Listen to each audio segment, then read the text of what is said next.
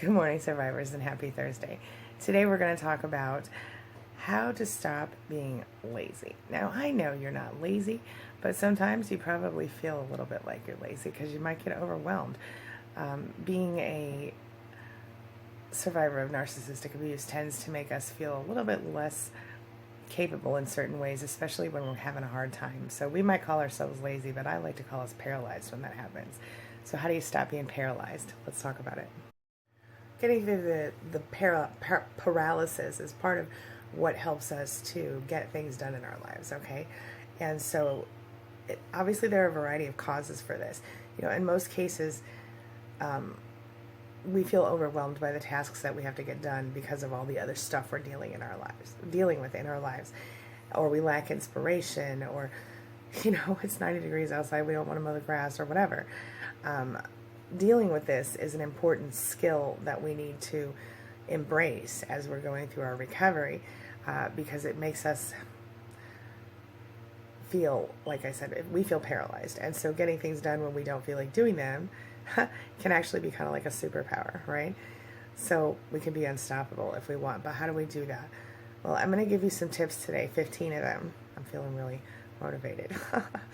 That will help you to get more things done during the day and make you feel less paralyzed, okay? Number one is take breaks. A lot of them, often. Frequent, short breaks. You know what? Tell yourself, hey, I'm going to work 25 minutes. I'm going to take a quick break. Because if you can focus with all your might for those 25 minutes and then relax for 5, you'll get things done. Now listen, when you first start, you might feel like that's a lot of time, 25 minutes, and you might feel like that's completely overwhelming to you. If you feel that way, it's okay. Just tell yourself you're only going to take 5 minutes on, 5 minutes off. It doesn't matter. 5 minutes, you can get a lot done, my friend. And then, hey, go back 5 minutes later. You can do anything for 5 minutes, right? Number 2, be tough with yourself. Getting started, they say, needs a lot of willpower. But once you've gotten started, it's easy to keep going. So grind your way like I said, for the first few minutes. Just work through it. And then use momentum to your advantage. It works, I promise. Stand up straight. That's number 3. Slouching and laziness, they go together. They really do. And if you stand up tall and straight, you're going to feel a whole lot better and more motivated. It's true. They say those power poses people do, stand up and put your arms up in the goddess pose or all, whatever. Try that. It really works. Let's get a little sip of coffee, shall we? Which brings us to number 4, monitor your inner dialogue. Say positive things about the things you're about to do, not negative things. Negative talk is going to stall your progress. Something that I've started to do is, for example, with when I talk to clients, not that I love to talk to clients, but one of the things that I started to do when I'm talking to clients is right before I get on the phone with them, I'll tell myself, I need to be here for this client, and I need to make sure that I do the very best thing I can.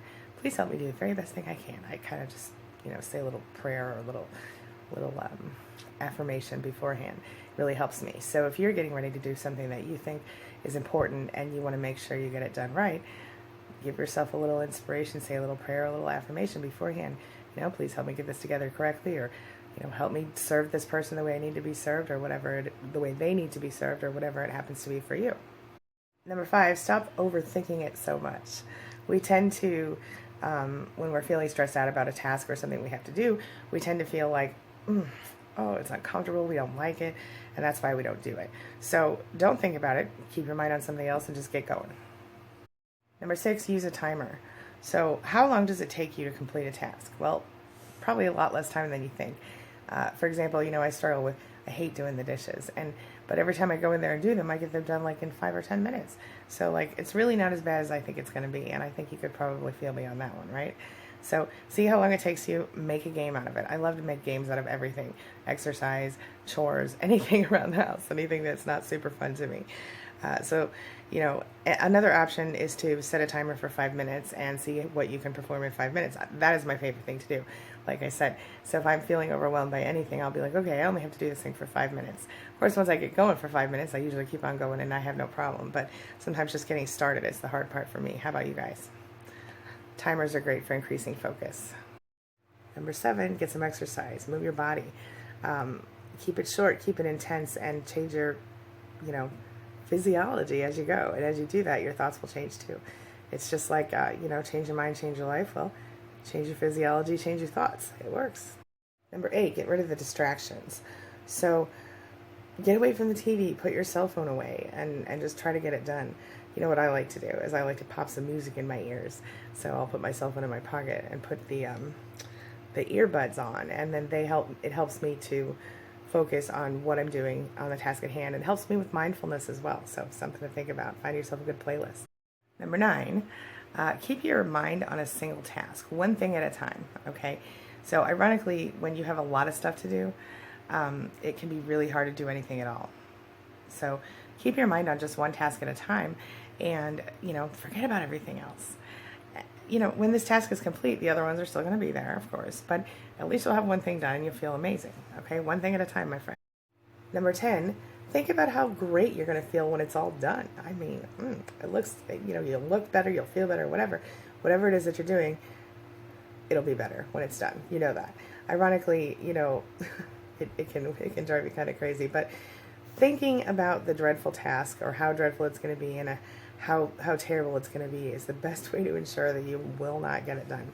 So just keep an eye on your thoughts and make sure, like I said, that you're not focusing on the negative, you're not thinking about it too hard, and the only thing you are thinking about is either getting it done or doing it, that 5 minutes that you're dealing with it right then.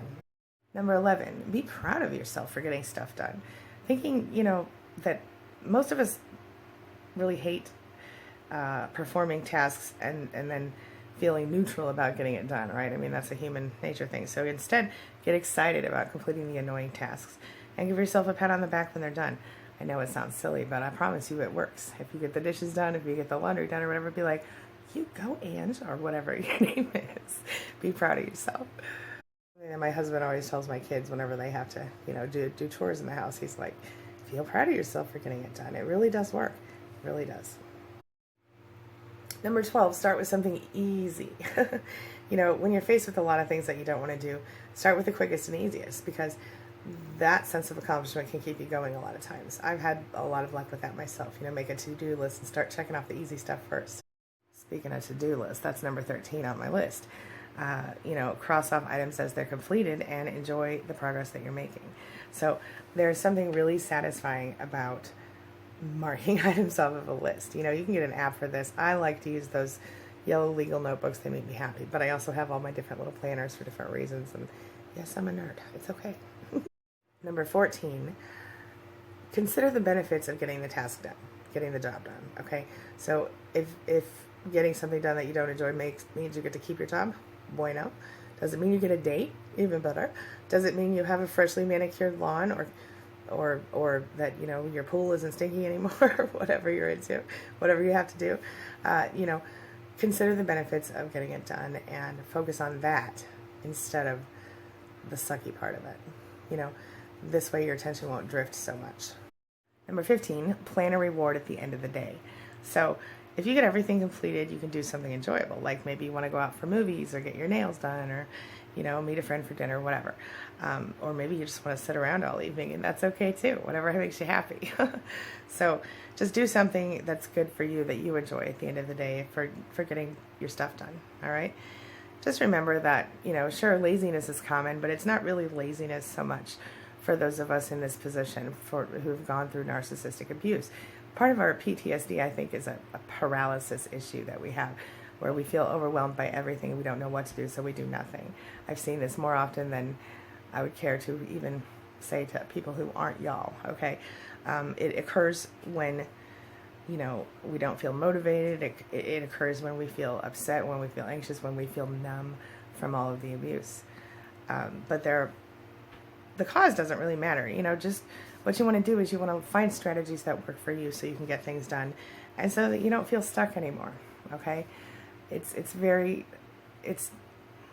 overwhelming to our souls when we feel overwhelmed by what we're dealing with. So focus on what you can do, focus on getting done little bits at a time, and stay focused on the positive, and the motivation can come right back, okay? You can get unparalyzed if you want to. All right, I'm going to wrap up. I've got to get this girl to school. Hopefully she's almost better today, and I think she's going to school today. So I will see you guys later today for another video. Have a wonderful day, and as always, thank you for letting me be a part of your day and a part of your life. I'll see you soon.